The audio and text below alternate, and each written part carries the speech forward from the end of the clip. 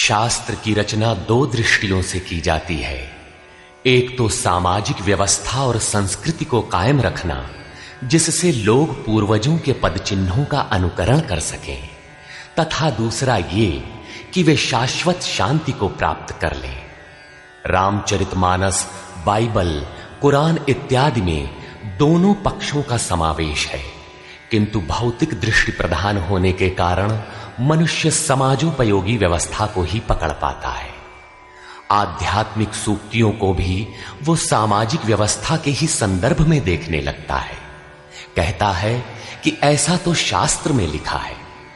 इसीलिए वेद व्यास ने दोनों के लिए एक ही ग्रंथ महाभारत लिखते हुए भी आध्यात्मिक क्रिया का संकलन गीता के रूप में अलग से किया, जिससे कि लोग इस मूल कल्याण पथ में भ्रांति का मिश्रण न कर सके।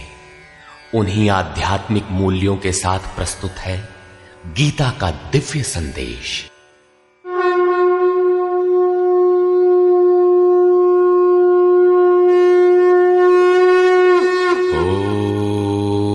ओम श्री परमात्मने नमः। यथार्थ गीता, श्रीमद् भगवद गीता, अथ तृतीयो अध्यायः। अध्याय 2 में भगवान श्री कृष्ण ने बताया कि यह बुद्धि तेरे लिए ज्ञान मार्ग के विषय में कही गई। कौन सी बुद्धि? यही कि युद्ध कर, जीतोगे तो महामहिम की स्थिति प्राप्त कर लोगे और हारोगे तो देवत्व है। जीत में सर्वस्व है और हार में भी देवत्व है, कुछ मिलता ही है। अतः इस दृष्टि से लाभ और हानि दोनों में कुछ न कुछ मिलता है, किंचित भी क्षति नहीं है। फिर कहा, अब इसी को तू निष्काम कर्मयोग के विषय में सुन। जिस बुद्धि से युक्त होकर तू कर्मों के बंधन से अच्छी प्रकार छूट जाएगा। फिर उसकी विशेषताओं पर प्रकाश डाला। कर्म करते समय आवश्यक सावधानियों पर बल दिया कि फल की वासना वाला ना हो, कामनाओं से रहित होकर कर्म में प्रवृत्त हो और कर्म करने में तेरी अश्रद्धा भी ना हो, जिससे तू कर्म बंधन से मुक्त हो जाएगा। मुक्त तो होगा, किंतु रास्ते में अपनी स्थिति नहीं दिखाई पड़ी। अतः अर्जुन को निष्काम कर्मयोग की अपेक्षा ज्ञान मार्ग सरल और प्राप्ति वाला प्रतीत हुआ। उसने प्रश्न किया, जनार्दन, निष्काम कर्म की अपेक्षा ज्ञान मार्ग आपकी दृष्टि में श्रेष्ठ है, तो मुझे भयंकर कर्मों में क्यों लगाते हैं? प्रश्न स्वाभाविक था। मान लें एक ही स्थान पर जाने के दो रास्ते हैं। यदि आपको वास्तव में जाना है तो आप अवश्य प्रश्न करेंगे कि इनमें सुगम कौन है। यदि नहीं करते तो आप पथिक नहीं। ठीक इसी प्रकार अर्जुन ने भी प्रश्न रखा। अर्जुन उवाच,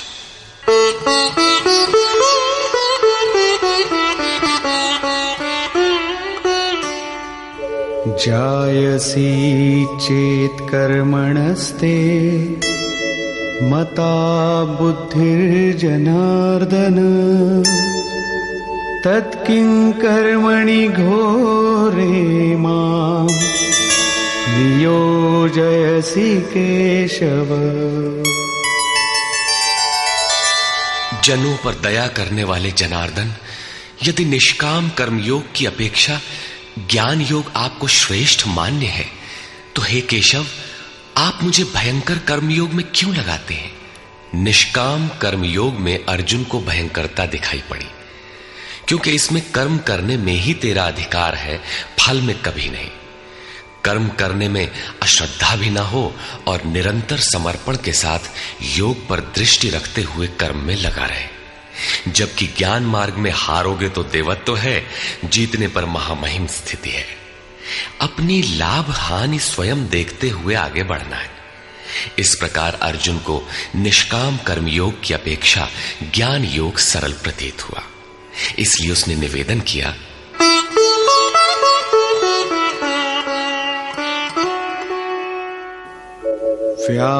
व्यामिश्रेणेव वाक्येन बुद्धिं मोहयसीव मे तदेकं वद निश्चित्य येन श्रेयोऽहमाप्नुयाम्। आप इन मिले हुए से वचनों से मेरी बुद्धि मोहित सी करते हैं। आप तो मेरी बुद्धि का मोह दूर करने में प्रवृत्त हुए हैं। अतः इनमें से एक निश्चय करके कहिए जिससे मैं श्रेय परम कल्याण मोक्ष को प्राप्त हो जाऊं। इस पर श्री कृष्ण ने कहा, श्री भगवान उवाच,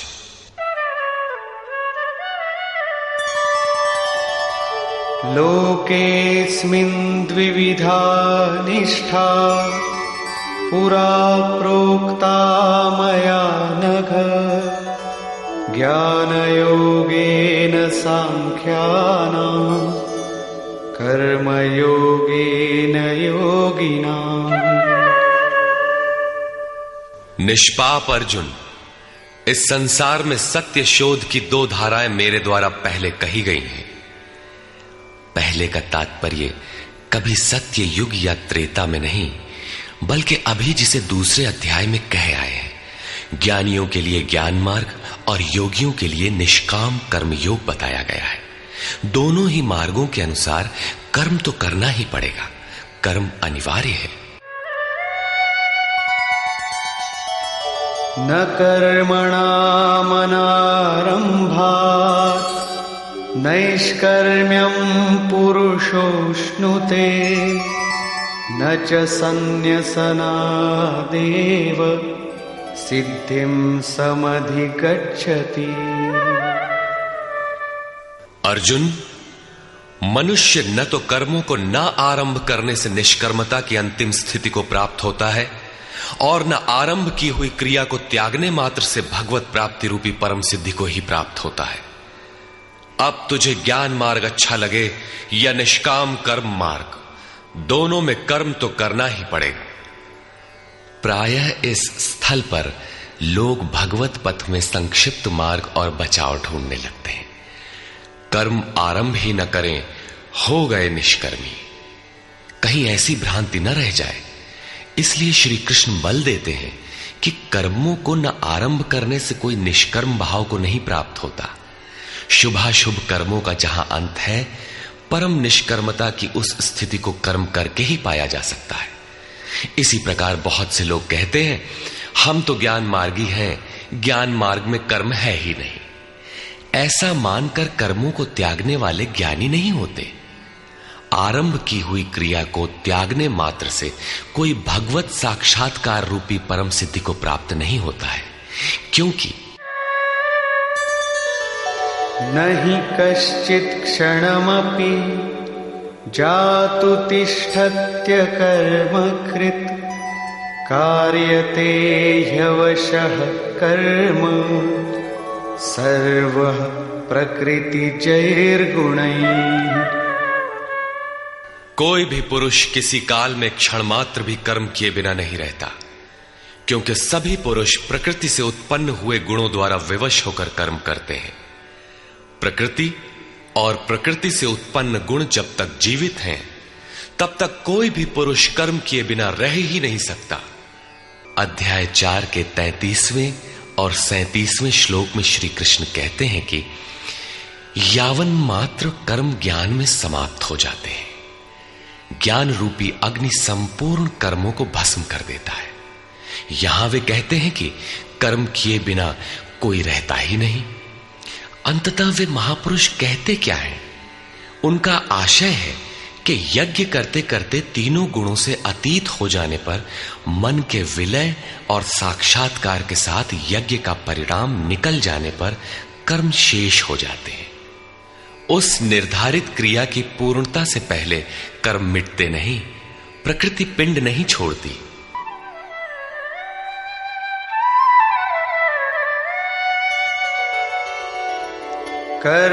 कर्मेन्द्रियाणि संयम्य य आस्ते मनसा स्मरन् इन्द्रियार्थान् विमूढात्मा मिथ्याचार स उच्यते।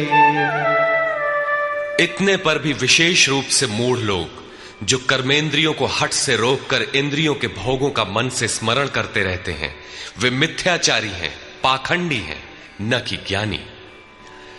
सिद्ध है कि कृष्ण काल में भी ऐसी रूढ़ियां थीं। लोग करने योग्य क्रिया को छोड़कर इंद्रियों को हठ से रोककर बैठ जाते थे और कहने लगते थे कि मैं ज्ञानी हूं, पूर्ण हूं। किंतु श्री कृष्ण कहते हैं कि वे धूर्त हैं। ज्ञान मार्ग अच्छा लगे या निष्काम कर्म योग, दोनों ही मार्गों में कर्म तो करना ही पड़ेगा।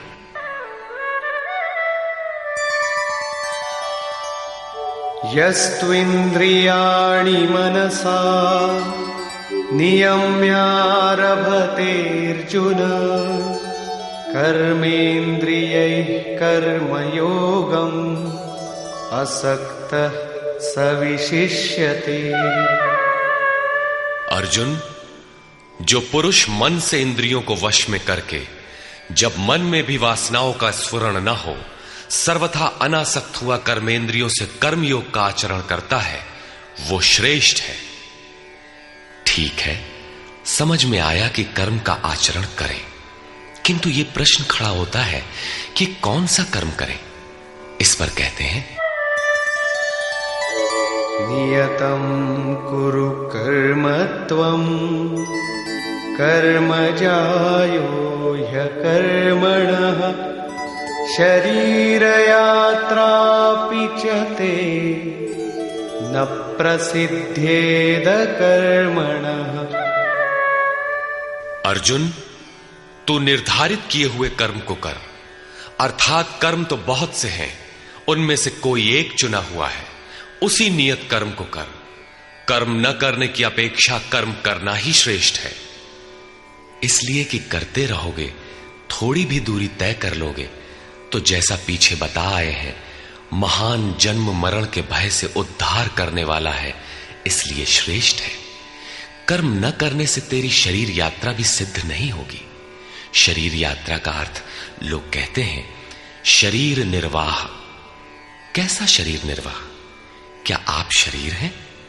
ये पुरुष जन्म जन्मांतर से, युग युगांतरों से शरीर की यात्रा ही तो करता चला आ रहा है। जैसे वस्त्र जीर्ण हुआ तो दूसरा तीसरा धारण किया, इसी प्रकार कीट पतंग से लेकर मानव तक, ब्रह्मा से लेकर यावन मात्र जगत परिवर्तनशील है। ऊपर नीचे योनियों में बराबर ये जीव शरीरों की ही तो यात्रा कर रहा है। कर्म कोई ऐसी वस्तु है जो इस यात्रा को सिद्ध कर देती है, पूर्ण कर देती है। मान लें एक भी जन्म लेना पड़ा तो यात्रा तो जारी है, अभी तो पथिक चल ही रहा है, वो दूसरे शरीरों की यात्रा कर रहा है। यात्रा पूर्ण तब होती है जब गंतव्य आ जाए। परमात्मा में स्थिति के अनंतर इस आत्मा को शरीरों की यात्रा नहीं करनी पड़ती, अर्थात शरीर त्याग और शरीर धारण वाला क्रम समाप्त हो जाता है।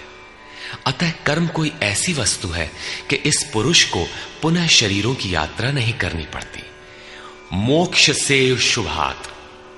अर्जुन, इस कर्म को करके तू संसार बंधन अशुभ से छूट जाएगा। कर्म कोई ऐसी वस्तु है जो संसार बंधन से मुक्ति दिलाती है। अब प्रश्न खड़ा होता है कि वो निर्धारित कर्म है क्या। इस पर कहते हैं,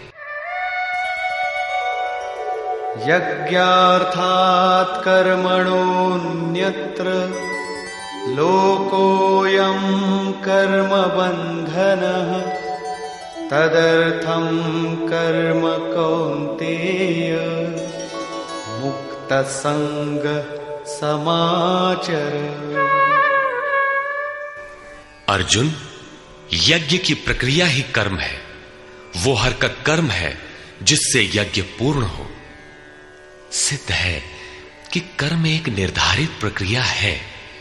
इसके अतिरिक्त जो कर्म होते हैं, क्या वे कर्म नहीं है? श्री कृष्ण कहते हैं, नहीं, वे कर्म नहीं है। अन्यत्र लोकोयम कर्म बंधनः। इस यज्ञ की प्रक्रिया के अतिरिक्त दुनिया में जो कुछ भी किया जाता है, सारा जगत जिसमें रात दिन व्यस्त है, वो इसी लोक का एक बंधन है, न कि कर्म। कर्म तो मोक्ष से शुभात, अशुभ अर्थात संसार बंधन से छुटकारा दिलाने वाला है। मात्र यज्ञ की प्रक्रिया ही कर्म है। वो हरकत कर्म है जिससे यज्ञ पूरा होता है। अतः अर्जुन, उस यज्ञ की पूर्ति के लिए संग दोष से अलग रहकर भली प्रकार कर्म का आचरण कर। संग दोष से अलग हुए बिना यह कर्म होता ही नहीं। अब हम समझ गए कि यज्ञ की प्रक्रिया ही कर्म है, किंतु यहां पुनः एक नवीन प्रश्न उत्पन्न हो गया कि वो यज्ञ क्या है जिसे किया जाए। इसके लिए पहले यज्ञ को न बताकर श्री कृष्ण बताते हैं कि यज्ञ आया कहां से, ये देता क्या है। उसकी विशेषताओं पर प्रकाश डाला और चौथे अध्याय में जाकर स्पष्ट किया कि यज्ञ क्या है जिसे हम कार्य रूप दें और हमसे कर्म होने लगे। योगेश्वर श्री कृष्ण की शैली से स्पष्ट है कि जिस वस्तु का चित्रण करना है वे पहले उसकी विशेषताओं का चित्रण करते हैं जिससे श्रद्धा जागृत हो। तत्पश्चात वे उसमें बरती जाने वाली सावधानियों पर प्रकाश डालते हैं और अंत में मुख्य सिद्धांत प्रतिपादित करते हैं।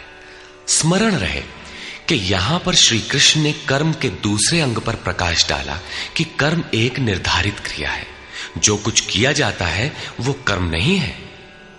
अध्याय 2 में पहली बार कर्म का नाम लिया, उसकी विशेषताओं पर बल दिया, उसमें बरती जाने वाली सावधानियों पर प्रकाश डाला, लेकिन यह नहीं बताया कि कर्म क्या है। योगेश्वर श्री कृष्ण ने कहा, अर्जुन, तू निर्धारित किए हुए कर्म को कर। अब प्रश्न उठता है कि निर्धारित कर्म क्या है जिसे हम करें। तब बताया कि यज्ञ को कार्य रूप देना कर्म है। अब प्रश्न उठता है कि वो यज्ञ क्या है। यहां यज्ञ की उत्पत्ति विशेषता बताकर शांत हो जाएंगे और आगे अध्याय 4 में यज्ञ का निखरा हुआ रूप मिलेगा जिसे करना कर्म है। कर्म की यह परिभाषा गीता को समझने की कुंजी है। यज्ञ के अतिरिक्त दुनिया में लोग कुछ न कुछ करते ही रहते हैं। कोई खेती करता है तो कोई व्यापार, कोई पदासीन है तो कोई सेवक, कोई अपने को बुद्धिजीवी कहता है तो कोई श्रमजीवी, कोई समाज सेवा को कर्म मानता है तो कोई देश सेवा को। और इन्हीं कर्मों में लोग सकाम और निष्काम कर्म की भूमिका भी बनाए पड़े हैं। किंतु श्री कृष्ण कहते हैं ये कर्म नहीं है। अन्यत्र लोकोयम कर्म बंधना।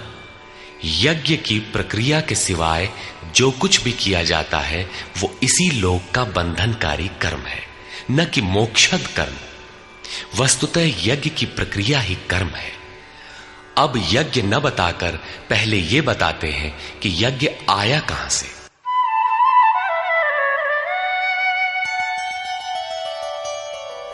सहयज्ञाः प्रजा सृष्ट्वा पुरोवाच प्रजापतिः अनेन प्रसविष्यध्वम् ईशवोस्त्विष्टकामधुक्।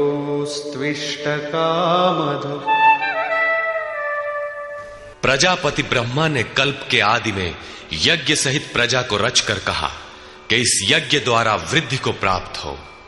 यह यज्ञ तुम लोगों को इष्ट कामधुक, जिसमें अनिष्ट ना हो, विनाश रहित इष्ट संबंधी कामना की पूर्ति करने वाला हो। यज्ञ सहित प्रजा को किसने रचा? प्रजापति ब्रह्मा ने। ब्रह्मा कौन? क्या 4 मुख और 8 आंखों वाला देवता जैसा कि प्रचलित है? नहीं। श्री कृष्ण के अनुसार देवता नाम की कोई अलग सत्ता है ही नहीं। फिर प्रजापति कौन है? वस्तुतः जिसने प्रजा के मूल उद्गम परमात्मा में प्रवेश पा लिया है वो महापुरुष प्रजापति है। बुद्धि ही ब्रह्मा है। अहंकार शिव बुद्धि अज, मन शशि चित्त महान। उस समय बुद्धि यंत्र मात्र होती है। उस महापुरुष की वाणी में परमात्मा ही बोलता है। भजन की वास्तविक क्रिया प्रारंभ हो जाने पर बुद्धि का उत्तरोत्तर उत्थान होता है। प्रारंभ में वो बुद्धि ब्रह्म विद्या से संयुक्त होने के कारण ब्रह्मविद कही जाती है। क्रमशः विकारों का शमन होने पर, ब्रह्म विद्या में श्रेष्ठ होने पर यह ब्रह्म विद्वर कही जाती है। उत्थान और सूक्ष्म हो जाने पर बुद्धि की अवस्था विकसित हो जाती है। वो ब्रह्म विद्वरीयान कहलाती है। उस अवस्था में ब्रह्म विद्वेत्ता पुरुष दूसरों को भी उत्थान मार्ग पर लाने का अधिकार प्राप्त कर लेता है। बुद्धि की पराकाष्ठा है ब्रह्म विद्वरिष्ट, अर्थात ब्रह्मविद की वो अवस्था जिसमें इष्ट प्रवाहित है। ऐसी स्थिति वाले महापुरुष प्रजा के मूल उद्गम परमात्मा में प्रविष्ट और स्थित रहते हैं। ऐसे महापुरुषों की बुद्धि मात्र यंत्र है, वे ही प्रजापति कहलाते हैं। वे प्रकृति के द्वंद्व का विश्लेषण कर आराधना क्रिया की रचना करते हैं। यज्ञ के अनुरूप संस्कारों का देना ही प्रजा की रचना है। इससे पूर्व समाज अचेत अव्यवस्थित रहता है। सृष्टि अनादि है, संस्कार पहले से ही है, किंतु अस्त व्यस्त विकृत है। यज्ञ के अनुरूप उन्हें ढालना ही रचना या सजाना है। ऐसे महापुरुष ने कल्प के आदि में यज्ञ सहित प्रजा की रचना की। कल्प निरोग बनाता है, वैद्य कल्प देते हैं, कोई कायाकल्प करता है। ये क्षणिक शरीरों का कल्प है। वास्तविक कल्प तो तब है जब भवरोग से मुक्ति मिल जाए। आराधना का प्रारंभ इस कल्प की शुरुआत है। आराधना पूर्ण हुई तो आपका कल्प पूरा हो गया। इस प्रकार परमात्म स्वरूपस्थ महापुरुषों ने भजन के प्रारंभ में यज्ञ सहित संस्कारों को सुसंगठित कर कहा कि इस यज्ञ से तुम वृद्धि को प्राप्त हो। कैसी वृद्धि? क्या मकान कच्चे से पक्का बन जाएगा? आय अधिक होने लगेगी? नहीं, यज्ञ इष्ट कामधु, इष्ट संबंधी कामना की पूर्ति करेगा। इष्ट है परमात्मा, उस परमात्मा संबंधी कामना की पूर्ति वाला है। प्रश्न स्वाभाविक है कि यज्ञ सीधे उस परमात्मा की प्राप्ति करा देगा अथवा क्रम क्रम से चलकर।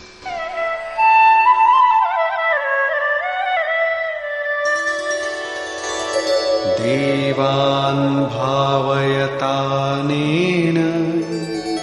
ते देवा भावयन्तु वः परस्परं भावयन्तः श्रेयः परमवाप्स्यथ।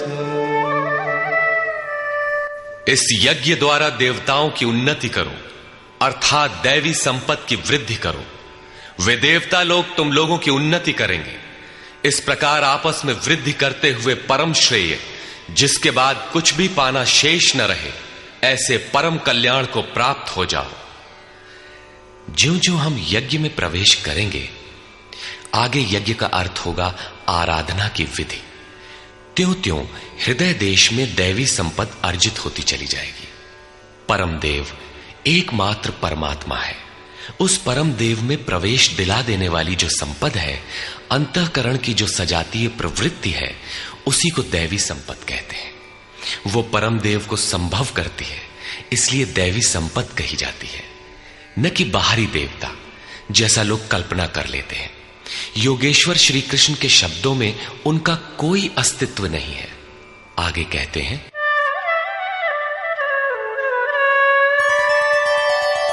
इष्टान् भोगान् हि वो देवा दास्यन्ते यज्ञभाविताः तैर्दत्तान् प्रदायैभ्यो यो भुङ्क्तेस्तेन एव सः। यज्ञ द्वारा संवर्धित देवता दैवी संपत्ति आपको इष्टान भोगान ही दास्यन्ते, इष्ट अर्थात आराध्य संबंधी भोगों को देंगे, अन्य कुछ नहीं।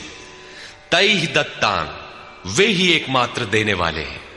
इष्ट को पाने का अन्य कोई विकल्प नहीं है। इन दैवी गुणों को बिना बढ़ाए जो इस स्थिति का भोग करता है, वो निश्चय ही चोर है। जब उनसे पाया ही नहीं तो भोगेगा क्या? किंतु कहता अवश्य है कि हम तो तत्वदर्शी हैं। वो निश्चय ही चोर है, न कि प्राप्ति वाला। किंतु पाने वाले क्या पाते हैं? यज्ञशिष्टाशिनः सन्तो मुच्यन्ते सर्वकिल्बिषैः भुञ्जते ते त्वघं पापा ये पचन्त्यात्मकारणात्। यज्ञ से बचे हुए अन्न को खाने वाले संतजन सब पापों से मुक्त हो जाते हैं। दैवी संपत्ति की वृद्धि करते करते परिणाम में प्राप्ति काल ही पूर्ति काल है। जब यज्ञ पूर्ण हो गया तो शेष बचा हुआ ब्रह्म ही अन्न है। इसी को श्री कृष्ण ने दूसरे शब्दों में कहा, यज्ञ शिष्टामृत भुजो यान्ति ब्रह्म सनातनम। यज्ञ जिसकी सृष्टि करता है उस अशन को पान करने वाला ब्रह्म में प्रविष्ट हो जाता है। यहां वे कहते हैं कि यज्ञ से शेष बचे हुए अशन को, ब्रह्म पीयूष को पान करने वाला सब पापों से छुटकारा पा जाता है। संत जन तो छूट जाते हैं, किंतु पापी लोग मोह के माध्यम से उत्पन्न शरीरों के लिए पचते हैं। वे पाप खाते हैं। उन्होंने भजन भी किया, आराधना को समझा, अग्रसर भी हुए, किंतु बदले में एक मीठी सी चाह पैदा हो गई कि आत्म कारणात्, शरीर के लिए और शरीर के संबंधों को लेकर कुछ मिले। उसे मिल तो जाएगा, किंतु उतने भोग के पश्चात वो अपने को वहीं खड़ा पाएगा जहां से चलना प्रारंभ किया था। इससे बड़ी क्षति क्या होगी? जब शरीर ही नश्वर है तो इसके सुख भोग कब तक साथ देंगे? वे आराधना तो करते हैं, किंतु बदले में पाप ही खाते हैं। पलट सुधाते 60 विष लेहि, वो नष्ट तो नहीं होगा, किंतु आगे नहीं बढ़ेगा। इसीलिए श्री कृष्ण निष्काम भाव से कर्म भजन करने पर बल देते हैं। अभी तक श्री कृष्ण ने बताया कि यज्ञ परम श्रेय देता है और उसकी रचना महापुरुषों द्वारा होती है, किंतु वे महापुरुष प्रजा की रचना में क्यों प्रवृत्त होते हैं? इस पर कहते हैं,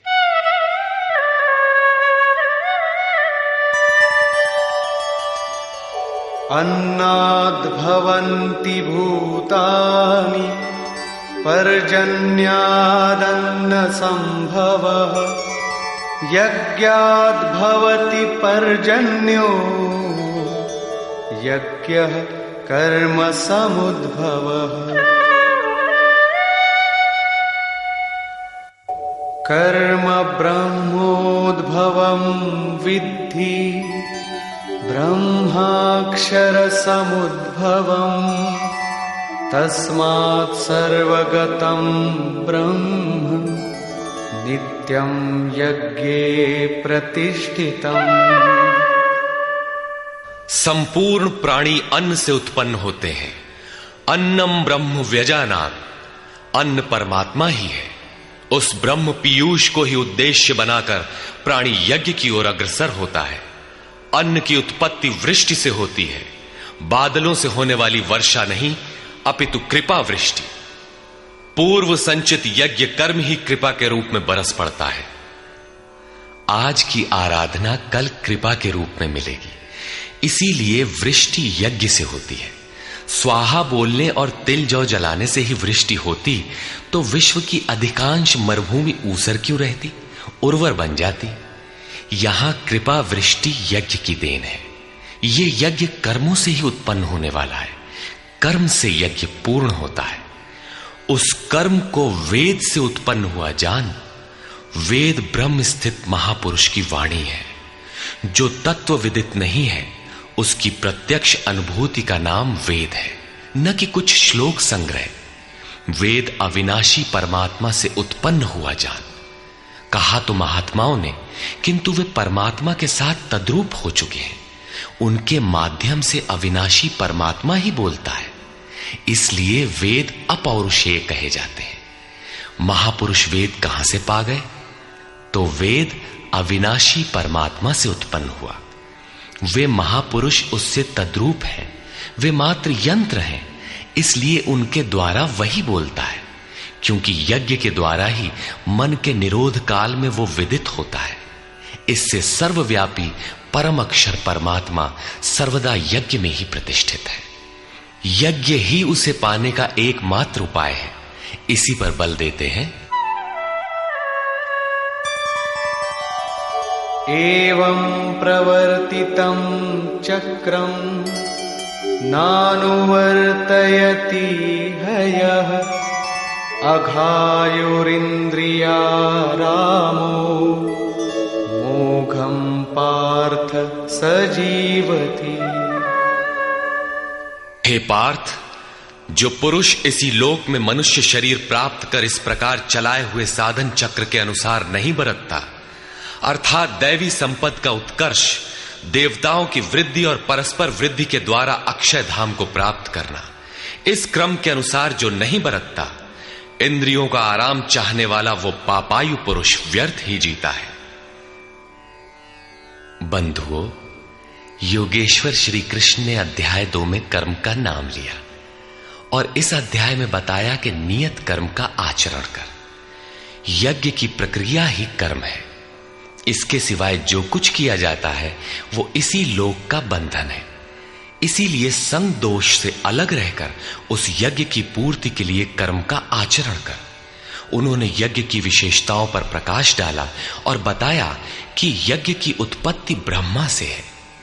प्रजा अन्न को उद्देश्य बनाकर उस यज्ञ में प्रवृत्त होती है। यज्ञ कर्म से और कर्म अपौरुषेय वेद से उत्पन्न होते हैं, जबकि वेद मंत्रों के दृष्टा महापुरुष ही थे। उनका पुरुष तिरोहित हो चुका था।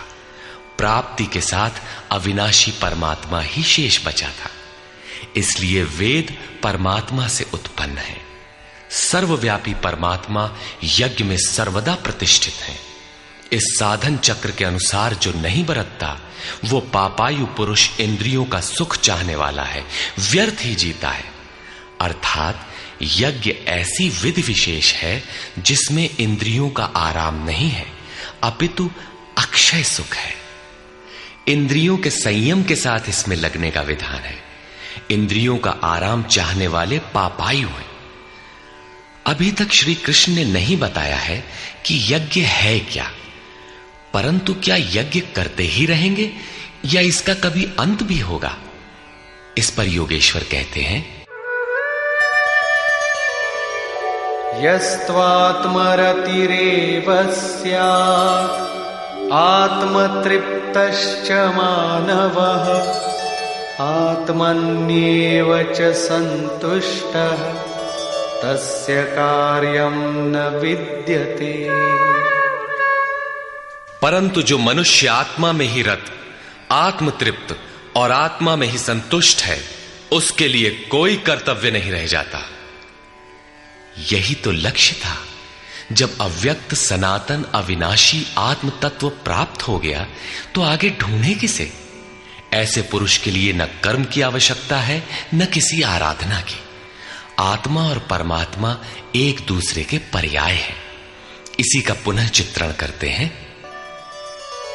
नैव तस्य कृतेनार्थो नाकृतेनेह कश्चन न चास्य सर्वभूतेषु कश्चिदर्थव्यपाश्रयः।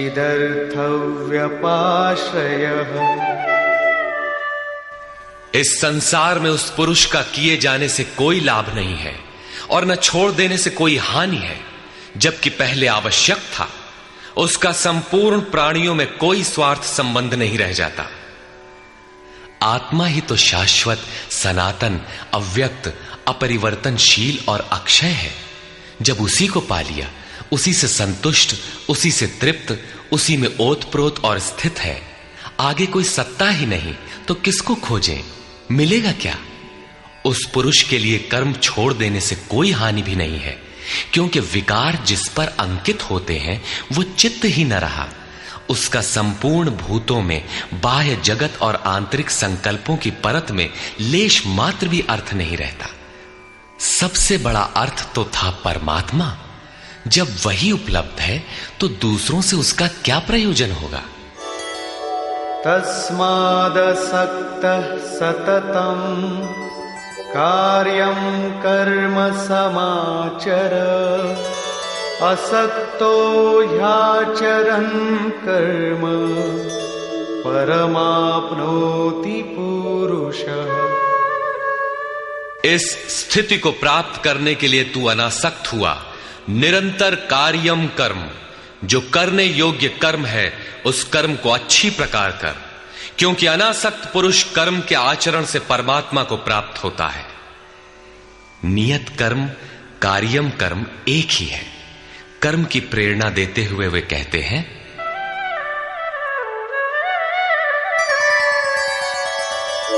कर्मणैव हि संसिद्धिम् आस्थिता जनकादयः लोकसंग्रहमेवापि संपश्यन् कर्तुमर्हसि।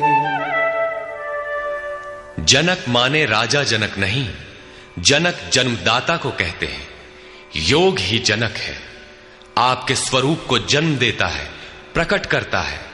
योग से संयुक्त प्रत्येक महापुरुष जनक हैं। ऐसे योग संयुक्त बहुत से ऋषियों जनकादयः, जनक इत्यादि ज्ञानी जन महापुरुष भी कर्मणा एव संसिद्धिम, कर्मों के द्वारा ही परम सिद्धि को प्राप्त हुए हैं। परम सिद्धि माने परम तत्व परमात्मा की प्राप्ति। जनक इत्यादि जितने भी पूर्व में होने वाले महर्षि हुए हैं, इस कार्यम कर्म के द्वारा जो यज्ञ की प्रक्रिया है, इस कर्म को करके ही संसिद्धिम परम सिद्धि को प्राप्त हुए। किंतु प्राप्ति के पश्चात वे भी लोक संग्रह को देखकर कर्म करते हैं, लोकहित को चाहते हुए कर्म करते हैं। अतः तू भी प्राप्ति के पश्चात लोकनायक बनने के लिए कार्य करने के ही योग्य है। क्यों? यद्यदाचरति श्रेष्ठः तत्तदेवेतरो जनः स यत्प्रमाणं कुरुते लोकस्तदनुवर्तते। श्रेष्ठ पुरुष जो जो आचरण करता है, अन्य पुरुष भी उसके अनुसार ही करते हैं। वो महापुरुष जो कुछ प्रमाण कर देता है, संसार उसका अनुसरण करता है। पहले श्री कृष्ण ने स्वरूप में स्थित आत्मतृप्त महापुरुष की रहनी पर प्रकाश डाला कि उसके लिए कर्म किए जाने से न कोई लाभ और न छोड़ने से कोई हानि। फिर भी जनकादि कर्म में भली प्रकार बरतते थे। वहां उन महापुरुषों से श्री कृष्ण धीरे से अपनी तुलना कर देते हैं कि मैं भी एक महापुरुष हूं। न मे पार्थास्ति कर्तव्यम् त्रिषु लोकेषु किंचन नानवाप्तमवाप्तव्यम् वर्त एव च कर्मणि। हे पार्थ, मुझे तीनों लोकों में कोई कर्तव्य नहीं है। पीछे कह आए हैं कि उस महापुरुष का समस्त भूतों में कोई कर्तव्य नहीं है। यहां कहते हैं तीनों लोकों में मुझे कुछ भी कर्तव्य शेष नहीं है, तथा किंचन मात्र प्राप्त होने योग्य वस्तु अप्राप्त नहीं है। तब भी मैं कर्म में भली प्रकार बरतता हूं। क्यों? यदि हम न वर्तेयम् जातु कर्मण्यतन्द्रितः मम वर्तमानुवर्तन्ते मनुष्याः पार्थ सर्वशः। क्योंकि यदि मैं सावधान होकर कदाचित कर्म में न बरतूं तो मनुष्य मेरे बर्ताव के अनुसार बरतने लग जाएंगे। तो क्या आपका अनुकरण भी बुरा है?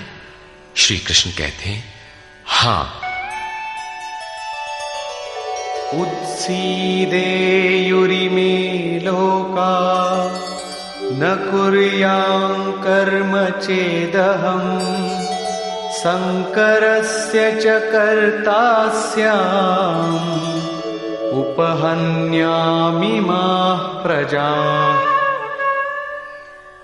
यदि मैं सावधान होकर कर्म न करूं तो ये सब लोग भ्रष्ट हो जाएं और मैं संकरस्य वर्ण संकर का करने वाला हूं तथा इन सारी प्रजा का हनन करने वाला, मारने वाला बनूं। स्वरूप में स्थित महापुरुष सतर्क रहकर यदि आराधना क्रम में न लगे रहें तो समाज उनकी नकल करके भ्रष्ट हो जाएगा। महापुरुष ने तो आराधना पूर्ण करके परम नैष्कर्म्य की स्थिति को पाया है। वे न करें तो उनके लिए कोई हानि नहीं है। किंतु समाज ने तो अभी आराधना आरंभ ही नहीं की। पीछे वालों के मार्गदर्शन के लिए ही महापुरुष कर्म करते हैं। मैं भी करता हूं। अर्थात श्री कृष्ण एक महापुरुष थे, न कि बैकुंठ से आए हुए कोई विशेष भगवान। उन्होंने कहा कि महापुरुष लोक संग्रह के लिए कर्म करता है, मैं भी करता हूं।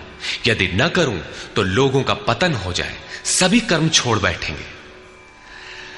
मन बड़ा चंचल है, ये सब कुछ चाहता है, केवल भजन नहीं चाहता। यदि स्वरूपस्थ महापुरुष कर्म न करें तो देखा देखी पीछे वाले भी तुरंत कर्म छोड़ देंगे। उन्हें बहाना मिल जाए कि ये भजन नहीं करते, पान खाते हैं, इत्र लगाते हैं, सामान्य बातें करते हैं, फिर भी महापुरुष कहलाते हैं। ऐसा सोचकर वे भी आराधना से हट जाते हैं, पतित हो जाते हैं। श्री कृष्ण कहते हैं कि यदि मैं कर्म न करूं तो सब भ्रष्ट हो जाए और मैं वर्ण संकर का कर्ता बनूं। स्त्रियों के दूषित होने से वर्ण संकर तो देखा सुना जाता है। अर्जुन भी इसी के भय से विकल था कि स्त्रियां दूषित होंगी तो वर्ण संकर पैदा होंगे। किंतु श्री कृष्ण कहते हैं यदि मैं सावधान होकर आराधना में लगा न रहूं तो वर्ण संकर का कर्ता हूं। वस्तुतः आत्मा का शुद्ध वर्ण है परमात्मा। अपने शाश्वत स्वरूप के पथ से भटक जाना वर्ण संकरता है। यदि स्वरूपस्थ महापुरुष क्रिया में नहीं बरतता तो लोग उनके अनुकरण में क्रिया रहित हो जाएंगे, आत्म पथ से भटक जाएंगे, वर्ण संकर हो जाएंगे, वे प्रकृति में खो जाएंगे।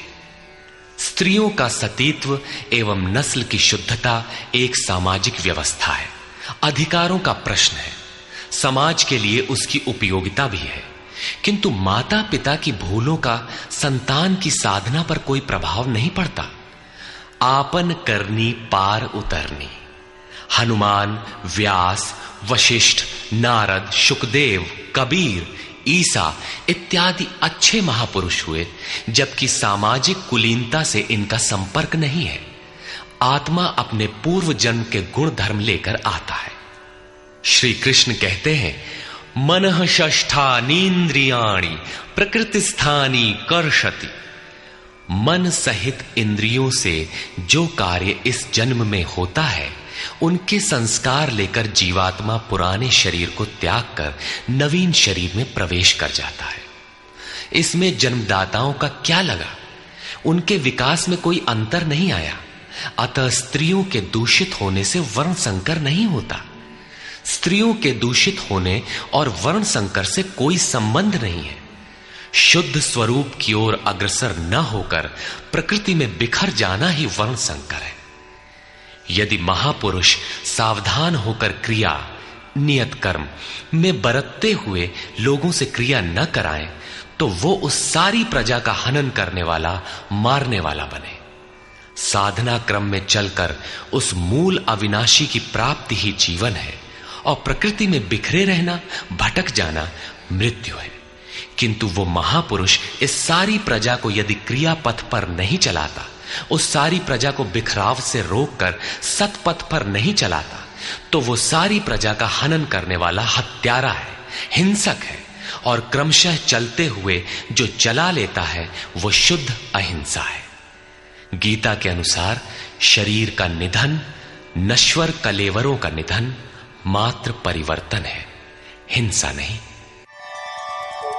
सक्ता कर्मण्य विद्वांसो यथा कुर्वन्ति भारत कुर्याद् विद्वांस तथा सक्तः चिकीर्षुर्लोक संग्रहम्। हे भारत, कर्म में आसक्त हुए अज्ञानी जन जैसे कर्म करते हैं, वैसे ही अनासक्त हुआ विद्वान, पूर्ण ज्ञाता भी लोक हृदय में प्रेरणा और कल्याण संग्रह चाहता हुआ कर्म करे। यज्ञ की विधि जानते और करते हुए भी हम अज्ञानी हैं।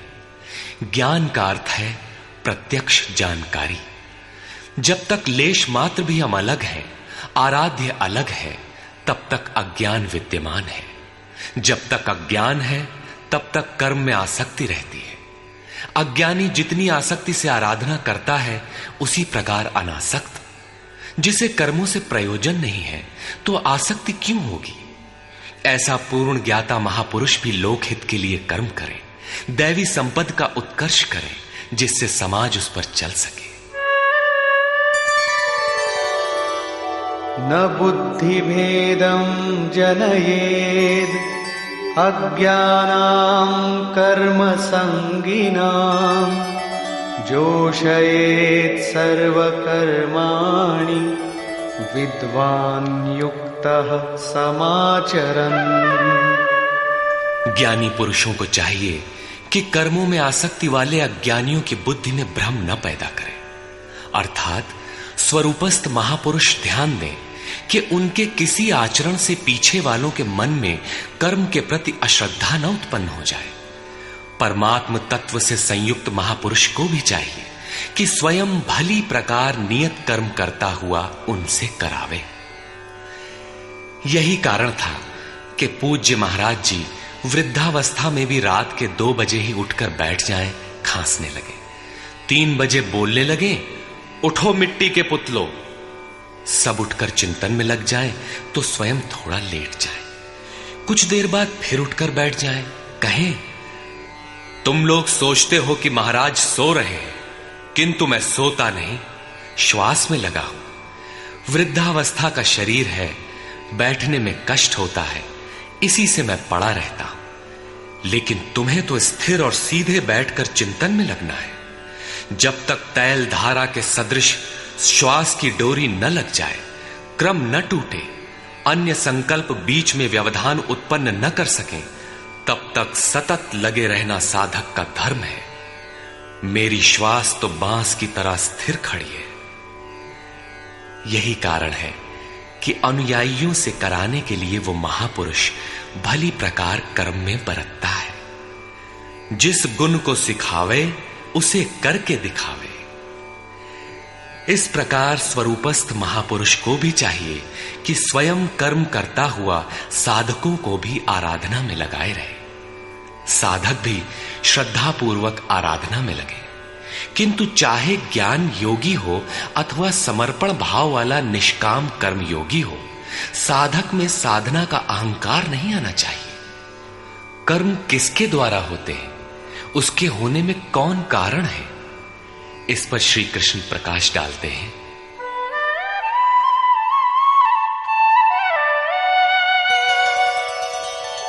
प्रकृते क्रियमाणानि गुणैः कर्माणि सर्वशः अहंकार विमूढ़ात्मा कर्ताहमिति मन्यते। आरंभ से पूर्ति पर्यंत संपूर्ण कर्म प्रकृति के गुणों द्वारा किए जाते हैं। फिर भी अहंकार से विशेष मूढ़ पुरुष मैं करता हूं ऐसा मान लेता है। यह कैसे माना जाए कि आराधना प्रकृति के गुणों द्वारा होती है? ऐसा किसने देखा? इस पर कहते हैं, तत्त्ववित्तु महाबाहो गुणकर्म विभागयोः गुणागुणेषु वर्तन्ते इति मत्वा न सज्जते। हे महाबाहु, गुण और कर्म के विभाग को तत्वविद परम तत्व परमात्मा की जानकारी वाले महापुरुषों ने देखा और संपूर्ण गुण गुणों में बरत रहे हैं। ऐसा मानकर वे गुण और कर्मों के कर्तापन में आसक्त नहीं होते। यहां तत्व का अर्थ परम तत्व परमात्मा है, न कि 5 या 25 तत्व जैसा कि लोग गणना करते हैं।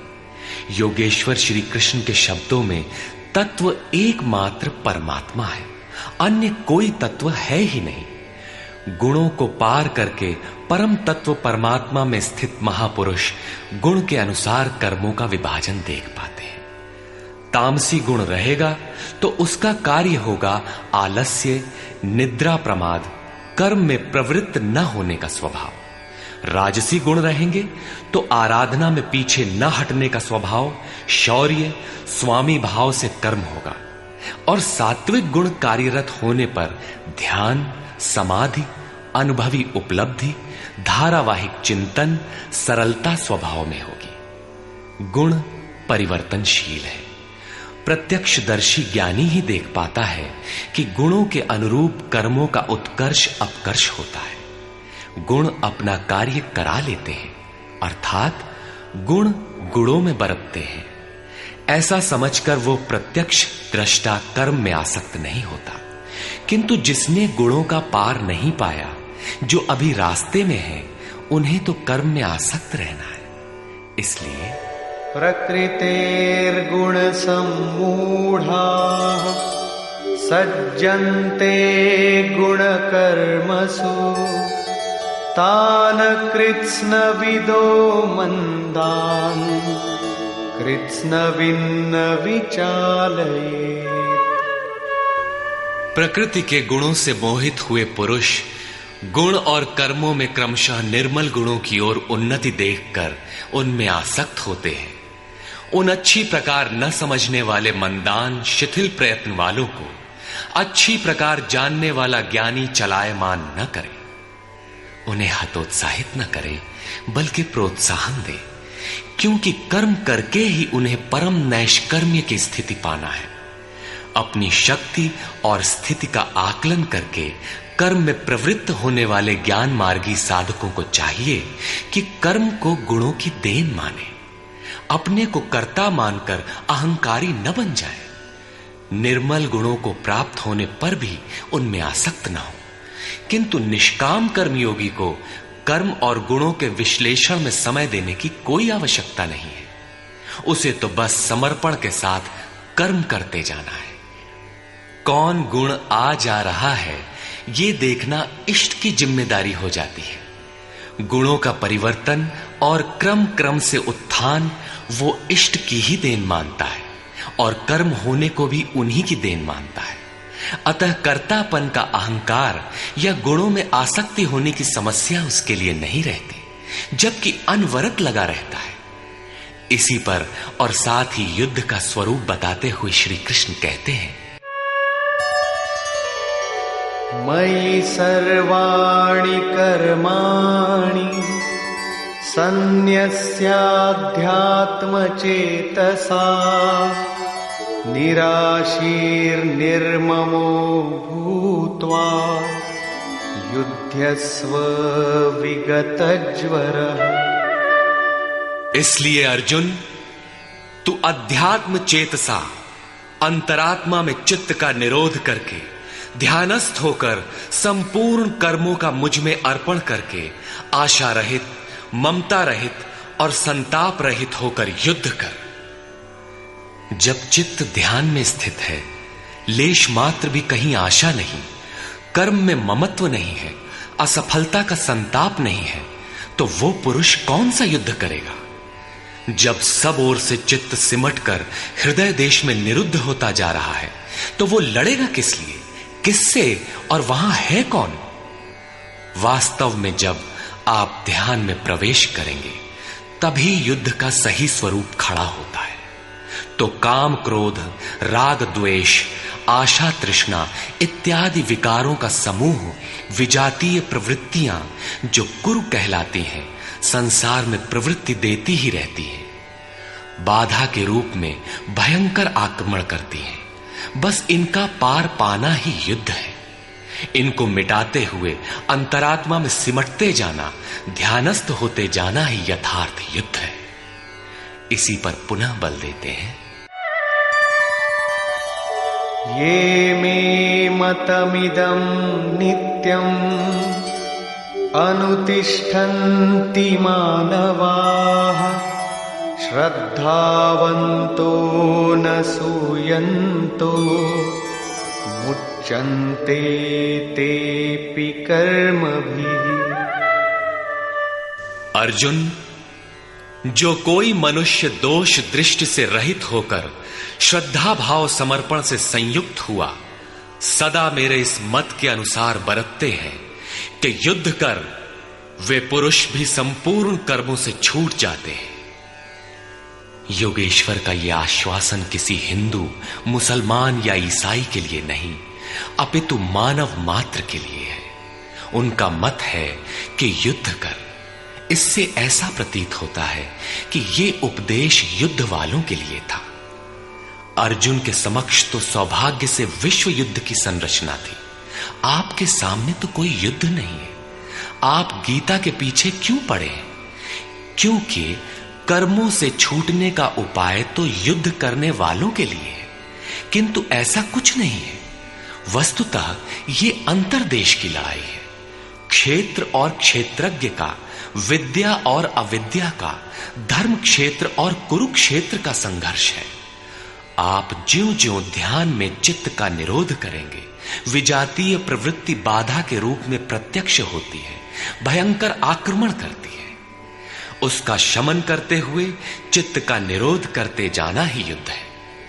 जो दोष दृष्टि से रहित होकर श्रद्धा के साथ इस युद्ध में लगता है, वो कर्मों के बंधन से, आवागमन से भली प्रकार छुटकारा पा जाता है। जो इस युद्ध में प्रवृत्त नहीं होता, उसकी क्या गति होती है? इस पर कहते हैं, ये त्वेतदभ्यसूयन्तो नानुतिष्ठन्ति मे मतम् सर्वज्ञानविमूढांस्तान् विद्धि नष्टान चेतसः। जो दोष दृष्टि वाले अचेतसः, मोह निशा में अचेत लोग मेरे इस मत के अनुसार नहीं बरतते, अर्थात ध्यानस्थ होकर आशा, ममता, संताप रहित होकर समर्पण के साथ युद्ध नहीं करते, सर्वज्ञान विमूढ़ान, ज्ञान पथ में सर्वथा मोहित उन लोगों को तू कल्याण से भ्रष्ट हुआ ही जान। जब यही सही है तो लोग करते क्यों नहीं? इस पर कहते हैं, सदृशं चेष्टते स्वस्याः प्रकृतेर्ज्ञानवानपि प्रकृतिं यान्ति भूतानि निग्रहः किं करिष्यति। सभी प्राणी अपनी प्रकृति को प्राप्त होते हैं, अपने स्वभाव से परवश होकर कर्म में भाग लेते हैं। प्रत्यक्षदर्शी ज्ञानी भी अपनी प्रकृति के अनुसार चेष्टा करता है। प्राणी अपने कर्मों में बरतते हैं और ज्ञानी अपने स्वरूप में। जैसा जिसकी प्रकृति का दबाव है, वैसा ही कार्य करता है। यह स्वयं सिद्ध है। इसमें निराकरण कोई क्या करेगा? यही कारण है कि सभी लोग मेरे मत के अनुसार कर्म में प्रवृत्त नहीं हो पाते। वे आशा, ममता, संताप का, दूसरे शब्दों में राग द्वेष का त्याग नहीं कर पाते, जिससे कर्म का सम्यक आचरण नहीं हो पाता। इसी को और स्पष्ट करते हैं और दूसरा कारण बताते हैं, इंद्रियस्येन्द्रियस्यार्थे रागद्वेषौ व्यवस्थितौ तयोर्न वशमागच्छेत् तौ ह्यस्य परिपन्थिनौ। इंद्रिय और इंद्रियों के भोगों में राग और द्वेष स्थित हैं। इन दोनों के वश में नहीं होना चाहिए, क्योंकि इस कल्याण मार्ग में कर्मों से छूट जाने वाली प्रणाली में ये राग और द्वेष दुर्धर्ष शत्रु हैं, आराधना का अपहरण कर ले जाते हैं। जब शत्रु भीतर है तो बाहर कोई किसी से क्यों लड़ेगा? शत्रु तो इंद्रिय और भोगों के संसर्ग में है, अंतःकरण में है। अतः ये युद्ध भी अंतःकरण का युद्ध है, क्योंकि शरीर ही क्षेत्र है जिसमें सजातीय विजातीय दोनों प्रवृत्तियां, विद्या और अविद्या रहती हैं, जो माया के दो अंग हैं। इन्हीं प्रवृत्तियों का पार पाना, सजातीय प्रवृत्ति को साध कर विजातीय का अंत करना युद्ध है। विजातीय समाप्त होने पर सजातीय का उपयोग समाप्त हो जाता है। स्वरूप का स्पर्श करके सजातीय का भी उसके अंतराल में विलय हो जाना, इस प्रकार प्रकृति का पार पाना युद्ध है, जो ध्यान में ही संभव है। राग द्वेष के शमन में समय लगता है। इसलिए बहुत से साधक क्रिया को छोड़कर सहसा महापुरुष की नकल करने लग जाते हैं। श्री कृष्ण इससे सावधान करते हैं।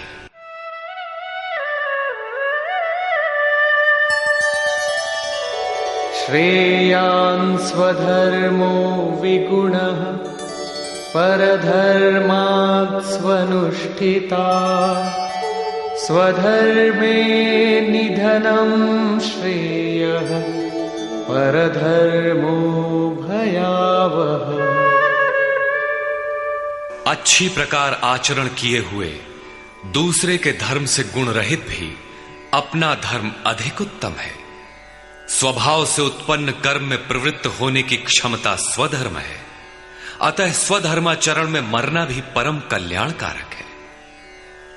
अपनी क्षमता के अनुसार कर्म में प्रवृत्त होने से साधक एक न एक दिन पार पा जाता है। जहां से साधन छूटेगा, शरीर मिलने पर वहीं से पुनः प्रारंभ होगा। आत्मा तो मरता नहीं। शरीर अर्थात वस्त्र बदलने से आपके बुद्धि विचार बदल तो नहीं जाते। आगे वालों की तरह स्वांग बनाने से साधक भय को प्राप्त होगा। भय प्रकृति में होता है, परमात्मा में नहीं। प्रकृति का आवरण और घना हो उठेगा। स्वधर्म क्या है? अध्याय 2 में श्री कृष्ण ने स्वधर्म का नाम लिया था कि स्वधर्म को भी देखकर तू युद्ध करने योग्य है। क्षत्रिय के लिए इससे बढ़कर कल्याणकारी मार्ग नहीं है। स्वधर्म में अर्जुन क्षत्रिय पाया जाता है। संकेत किया कि अर्जुन, जो ब्राह्मण है, वेदों का उपदेश उनके लिए क्षुद्र जलाशय के तुल्य है। तू वेदों से ऊपर उठ और ब्राह्मण बन, अर्थात स्वधर्म में परिवर्तन संभव है। वहां पुनः कहा कि राग द्वेष के वश में न हो, इन्हें काट, स्वधर्म श्रेयस्कर है। इनका यह आशय नहीं है कि अर्जुन किसी ब्राह्मण की नकल करके उस जैसी वेशभूषा बना ले। एक ही कर्म पथ को महापुरुष ने 4 श्रेणियों में बांट दिया: निकृष्ट, मध्यम, उत्तम, अति उत्तम। इन श्रेणी के साधकों को क्रमशः शूद्र, वैश्य, क्षत्रिय और ब्राह्मण की संज्ञा दी। शूद्र वाली क्षमता से कर्म का आरंभ होता है और साधना क्रम में वही साधक ब्राह्मण बन सकता है। इससे भी आगे जब वो परमात्मा में प्रवेश पा जाता है तो न ब्राह्मणो न क्षत्रियः न वैश्यो न शूद्रः चिदानंद रूपः शिवः केवलोहम्। वो वर्णों से ऊपर हो जाता है। यही श्री कृष्ण भी कहते हैं कि चातुर्वर्ण्यम मया सृष्टम। 4 वर्णों की रचना मैंने की। तो क्या जन्म के आधार पर मनुष्यों को बांटा? नहीं। गुण कर्म विभागशः, गुणों के आधार पर कर्म बांटा गया। कौन सा कर्म? क्या सांसारिक कर्म? श्री कृष्ण कहते हैं नहीं, नियत कर्म। नियत कर्म क्या है? वो है यज्ञ की प्रक्रिया, जिसमें होता है श्वास में प्रश्वास का हवन, प्रश्वास का श्वास में हवन, इंद्रिय संयम इत्यादि, जिसका शुद्ध अर्थ है योग साधना, आराधना। इस आराधना कर्म को ही 4 श्रेणियों में बांटा गया। जैसी क्षमता वाला पुरुष हो, उसे उसी श्रेणी से प्रारंभ करना चाहिए। यही सबका अपना अपना स्वधर्म है। यदि वो आगे वालों की नकल करेगा तो भय को प्राप्त होगा। सर्वथा नष्ट तो नहीं होगा, क्योंकि इसमें बीज का नाश तो नहीं होता। हां, वो प्रकृति के दबाव से भयाक्रांत, दीनहीन अवश्य हो जाएगा। शिशु कक्षा का विद्यार्थी स्नातक कक्षा में बैठने लगे तो स्नातक क्या बनेगा? वो प्रारंभिक वर्णमाला से भी वंचित रह जाएगा। अर्जुन प्रश्न रखता है कि मनुष्य स्वधर्म का आचरण क्यों नहीं कर पाता? अर्जुन उवाच अथ केन प्रयुक्तोऽयं पापं चरति पूरुषः अनिच्छन्नपि वार्ष्णेय बलादिव नियोजितः। हे कृष्ण, फिर ये पुरुष बरबस घसीट कर लगाए हुए के सदृश न चाहता हुआ भी किसकी प्रेरणा से पाप का आचरण करता है? आपके मत के अनुसार क्यों नहीं चल पाता? इस पर योगेश्वर श्री कृष्ण कहते हैं, श्री भगवान उवाच।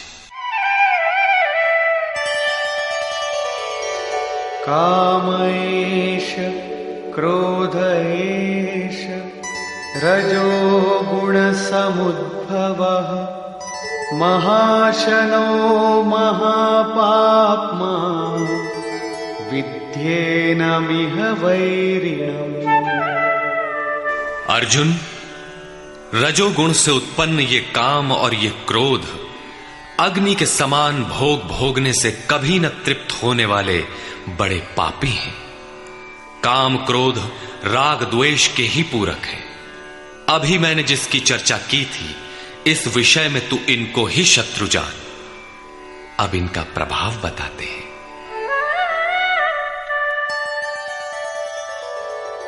धूमेनाव्रियते वह्निः यथादर्शो मलेन च यथोल्बेनावृतो गर्भः तथा तेनेदमावृतम्।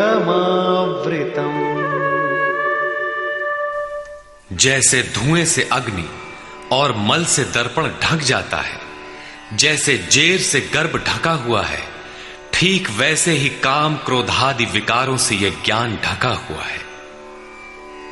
भीगी लकड़ी जलाने पर धुआं ही धुआं होता है। अग्नि रहकर भी लपट का रूप नहीं ले पाता। मल से ढके दर्पण पर जिस प्रकार प्रतिबिंब स्पष्ट नहीं होता, झिल्ली के कारण जिस प्रकार गर्भ ढका रहता है, वैसे ही इन विकारों के रहते परमात्मा का प्रत्यक्ष ज्ञान नहीं होता। आवृतं ज्ञानमेतेन ज्ञानिनो नित्यवैरिणा कामरूपेण कौन्तेय दुष्पूरेणानलेन च। कौन्तेय, अग्नि के समान भोगों से न तृप्त होने वाले ज्ञानियों के निरंतर बैरी इस काम से ज्ञान ढका हुआ है। अभी तो श्री कृष्ण ने काम और क्रोध दो शत्रु बताए। प्रस्तुत श्लोक में वे केवल एक शत्रु काम का नाम लेते हैं। वस्तुतः काम में क्रोध का अंतर्भाव है। कार्य पूर्ण होने पर क्रोध समाप्त हो जाता है, किंतु कामना समाप्त नहीं होती। कामना पूर्ति में व्यवधान पड़ते ही क्रोध पुनः उभर आता है। काम के अंतराल में क्रोध भी निहित है। इस शत्रु का निवास कहां है? इसे ढूंढे कहां? निवास जान लेने पर इसे समूल नष्ट करने से सुविधा रहेगी। इस पर श्री कृष्ण कहते हैं,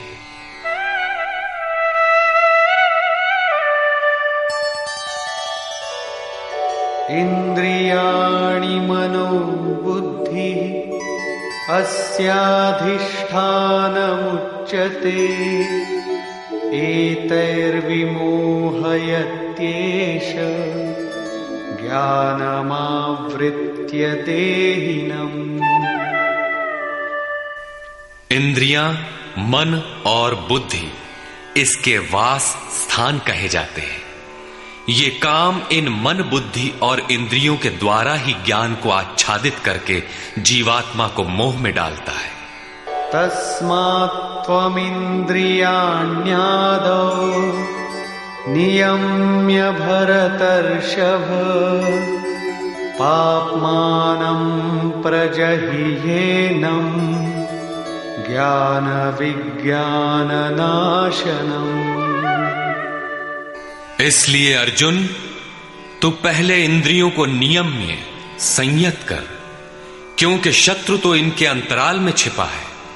वो तुम्हारे शरीर के भीतर है, बाहर खोजने से वो कहीं नहीं मिलेगा। इंद्रियों को वश में करके ज्ञान और विज्ञान का नाश करने वाले इस पापी काम को ही मार। ये हृदय देश की अंतर जगत की लड़ाई है। काम सीधे पकड़ में नहीं आएगा, अतः विकारों के निवास स्थान का ही घेराव कर लो, इंद्रियों को ही संयत कर लो। किंतु इंद्रियों और मन को संयत करना तो बड़ा कठिन है। क्या ये हम कर पाएंगे? इस पर योगेश्वर श्री कृष्ण आपकी सामर्थ्य बताते हुए प्रोत्साहित करते हैं।